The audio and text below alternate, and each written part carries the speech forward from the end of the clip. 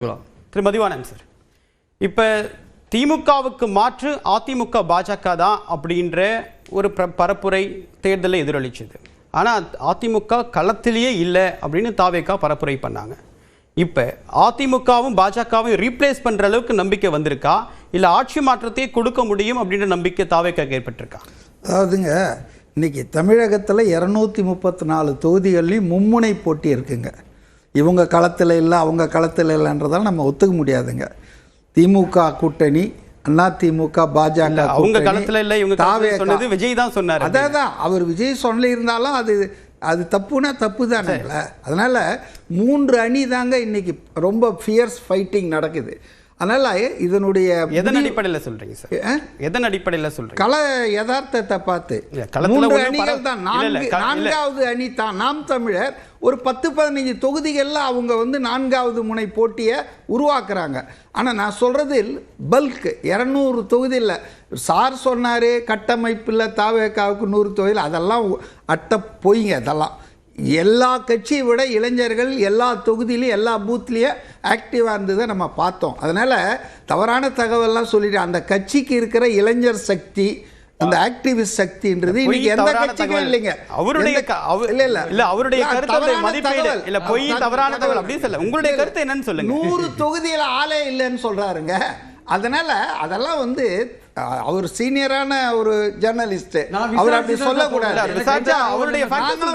75,000 பூத்துலயும் 7 பேர் கொண்ட கமிட்டி போட்ட கட்சிகள் திமுக, அதிமுக, தாவேகா. எனக்கு தெரிஞ்ச இன்ஃபர்மேஷன் சொல்றேன். அதனால நம்ம தவறான தகவலை சொல்லக்கூடாது. கடைசி வரைக்கும் பூத் லெவல் ஏஜென்ட் எத்தனை பேர் தாவேகால இருக்காங்கன்னு சொன்னப்ப கடைசி வரைக்கும் அங்க இருந்த ஊடக பிரிவு நபர் கடைசி வரைக்கும் நம்ப சொல்லல. இப்ப 70,600 பூத் இருக்கு அப்படின்னா எத்தனை பேருக்கு பூத் லெவல் ஏஜென்ட் அந்த டேட்டாவை கொடுக்கல அவங்க கடைசி வரைக்கும். சரி, ஓகே, தொடருங்க. இல்ல ஜெகதீஸ்வரன் சார், வெயிட் பண்ணுங்க, முதல் சுற்று முடிச்சிட்டோம். அதாவது 3 முனை போட்டி என்பது சீரியஸா இருக்குங்க. இதில் பேசிக்காக 4,87,00,000 ஓட்டு பதிவாயிருக்குங்க. அதாவது போலாயிருக்கு. அதில் 1.5 கோடி தாவேகாவுடைய உறுப்பினர்களே இருக்காங்க. அவருக்கு தாவேகாவுக்கு இது அவங்களுடைய அடிப்படையான வாக்காளர் அட்டை வச்சுட்டு இருந்தால் தான் மெம்பர்ஷிப்பே சேர்த்துருக்காங்க. இது இப்போ சொல்ல சில மாதங்களுக்கு முன்பே எனக்கு கிடைச்ச விஷயந்தான் இது. ஸோ 1.5 கோடி பேர் அவருக்கு டு ஸ்டார்ட் வித் இருக்காங்க.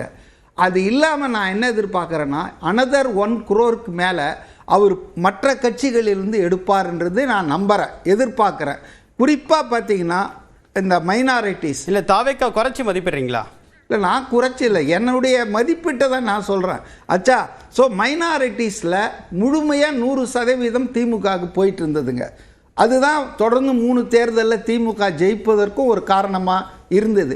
இன்னைக்கு அதில் 30 to 40% கடந்த தேர்தலில் வாக்கு விழுக்காடு வெற்றிக்கு அதிமுகவுக்கும் திமுகவுக்கும் இடையே இருந்த டிஃபரன்ஸ் 1.5%, அடுத்த தேர்தலில் 6%. இதுதான் டிஃபரன்ஸ். சொல்றது மைனாரிட்டிஸ் வாக்கு 100% அப்படியே திமுகவுக்கு சிதறாமல் போயிட்டு இருந்ததுங்க இந்த 3 தேர்தல்லையுமே. ஆனால் இன்னைக்கு அதுக்கு ஒரு போட்டியாளராக விஜய் வந்திருக்காருங்க.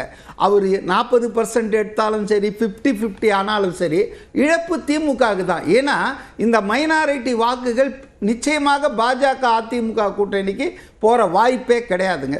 அடுத்தது தலித்துங்க, விசிகாவுடைய சோஷியல் பேஸ். தலித்துகள் இந்த தேர்தலில் நாங்குநேரியில் ஒரு 1000 பேர் கிட்டத்தட்ட ஓட்டே போடல, பாய்காட் பண்ணிட்டாங்க. உயிருக்கும் உடைமைக்கும் இந்த அரசு பாதுகாப்பு பண்ணலன்னு. அதே போல் வேங்க வயலில் ஒரு கிராமத்திலேயே இது அதாவது எக்ஸிபிட்டான விஷயம். தமிழ்நாடு பூரா தலித்துகள் மத்தியில் மிகப்பெரிய அதிருப்தி, கோபம் இருக்குது ஆட்சியாளர்கள் மேலே. அப்போ அவங்கள பிரதிநிதித்துவப்படுத்துகிற இந்த விசிகே தங்களுடைய உரிமைகளை பாதுகாக்கலைன்னு நிச்சயமாக நான் எழுதி வச்சுங்க. விடுதலை சிறுத்தைகள் கட்சியும் நாம் தமிழர் கட்சியும் கடுமையாக பாதிப்புக்கு விஜய் நிறைய ஃபெயிலியர் ஆயிருக்குங்க. நிறைய ஃபெயிலியர் ஆயிருக்கு. கருத்து மட்டும் சொல்லுங்க. அதனால நான் இது வரைக்கும் எதுவும் இல்ல. எனக்கு டவுட் என்ன, எந்த நம்பிக்கையின் அடிப்படையில் தலித்துகளும் சிறுபான்மையினர் மக்களும் விஜய்க்கு வாக்களித்திருப்பாங்க அப்படின்னு நம்புறீங்க?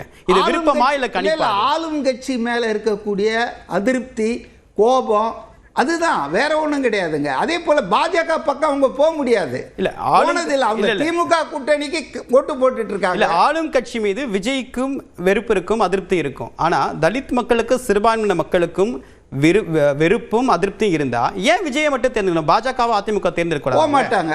பாஜக இருக்கிறது நிச்சயமாக, பாஜக இருக்கிற பக்கத்துல தலித்துகள் போக மாட்டாங்க. அதனால இன்னைக்கு திமுக கூட்டணியில பெரிய அளவுக்கு பாதிப்பை, ரெண்டாவது காங்கிரஸ், அவரே சொன்னார், காங்கிரஸில் கல்லாப்பேட்டி கூட்டணிக்கு போனது ஒரு செக்ஷன் தான், உண்மையான காங்கிரஸ் நம்மக்கிட்ட இருக்குன்னு. அது உண்மையில் நடந்துருக்குங்க. காங்கிரஸ் ஓட்டுக்கள் முழுமையாக திமுக கூட்டணிக்கு பழைய மாதிரி போலங்க. அது 5%, 4%. கண்டிப்பாக more than 50% Congress votes has gone to Vijay. இப்படி பல கட்சிகளிலிருந்து அவருக்கு வாக்கு போகுது. ஏன் திமுக ஃபேமிலிஸ், அண்ணா திமுக ஃபேமிலிஸ், அதாவது திமுகவை இன்றைக்கு வெல்லக்கூடிய ஒரு சக்தியாக விஜய் தான் இருக்கிறார், எமர்ஜா இருக்கிறார்ன்றது கடைசி ஒரு 10 நாளில் திமுகவில், அதாவது அண்ணா திமுகவில் இருக்கிறவங்களுக்கும் புலப்பட்டுச்சு, மற்றவர்களுக்கும் புலப்பட்டுச்சு. அதனால் இந்த 10 தோல்வி பழனிசாமியை நம்பினா அது ஒன்றும் பிரயோஜனம் இல்லை. அவர் தோக்கடிக்க முடியாது திமுகவை, விஜய் தான் தோக்கடிக்க முடியும்னு அதிமுக ஆதரவாளர்கள், அதிமுக கட்சியை சொல்ல, நான் அதிமுகவை ஆதரிக்கக்கூடிய வாக்காளர்கள் கூட இந்த முறை விஜய் பக்கம் திரும்பிட்டாங்க. சரி சார், முதல் சுற்று கருத்தா எடுத்துக்கிறேன். திரு சுப்பிரமணியன், அதிமுகவும் பாஜகவும் ஆட்சி மாற்றத்தை ஏற்படுத்தும் அப்படின்ற நம்பிக்கையை ஒரு நடுநிலை வாக்காளர்களுக்கு, இந்த சைலண்ட் ஓட்டர்ஸுக்கு ஏற்படுத்த முடியல. அதனால அந்த வாக்கும் அதிமுக மீது ஒரு அனுதாபிகளாக இருந்த வாக்காளர்களும் தாவேகாவை தான் தேர்ந்தெடுத்திருக்காங்க அப்படின்றாரு மதிவாணன். உங்களுடைய கருத்து? மதிவாணன் சார் பேசும்போது 1.5 கோடி தொண்டர்கள், தாவேகா தொண்டர்கள் ஐடி கார்டு வச்சிருக்காங்கன்னு சொன்னாங்க. திமுக கிட்டத்தட்ட அவங்களும் ஒரு 1.5 கோடி வாக்காளர்கள் அட்டையை வச்சுட்டு இருக்காங்க திமுக தொண்டர்களாக.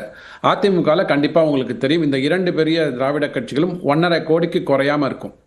அப்போ கிட்டத்தட்ட 4.5 கோடி தொண்டர்கள், 4.5 கோடி மக்கள் ஏதோ ஒரு இந்த 3 கட்சியில் ஒரு வாக்காளர்களாக, தொண்டர்களாக இருக்கிறாங்க அப்படின்னா, அப்போ நான்லாம் எந்த கட்சியிலங்க இருக்கிறேன்? அதாவது பொதுவாக கட்சியை சாராத மக்கள் கிட்டத்தட்ட எனக்கு தெரிந்து 1 கோடி மக்களுக்கு மேலே இருப்பாங்க நடுநிலையாக. ஓகே, கட்சியில் சாராதவர்கள். இது 1.5 கோடின்றது அவங்க ரசிகர் பட்டாளத்தை வேணால் சொல்லிக்கலாம். ஓகே, விஜய்க்கு ரசிகர்கள் மன்றங்கள் இருக்கும், அந்த ரசிகர் மன்றத்தில் உள்ள டேட்டா வைத்து கொண்டு அது தொண்டர்களாக சொல்லியிருக்கலாமே தவிர, அன்னைக்கு தேதியில் களத்தில் அங்கே யார் இறங்கி வேலை செஞ்சுருக்காங்க, யார் ஓட்டு போட்டிருக்காங்கன்றது நமக்கு மே 4ஆம் தேதி அன்றைக்கி தான் தெரியும். அதாவது யார் கனவு காண்றாங்கன்னு சொன்னீங்க பார்த்தீங்களா, முதல்ல கனவு கண்டவர் நம்ம முதலமைச்சர். வெல்வோம் 200, படைப்போம் வரலாறு. இப்போ அந்த வார்த்தையெல்லாம் எங்கன்னா போயிடுச்சு, உண்மையிலேயே அது கனவாக போயிடுச்சுங்க. இன்னைக்கு அவங்க மிகப்பெரிய ஏன் திமுக பரப்புரை முடிந்து சொல்வதற்கான தேவை என்ன இருக்கு சார்?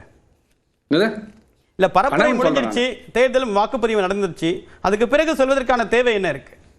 தேவை கனவு அப்படின்றத நான் திருப்பி பதிவு செய்வதற்காக சொல்றேன், வேற ஒன்றும் இல்லை.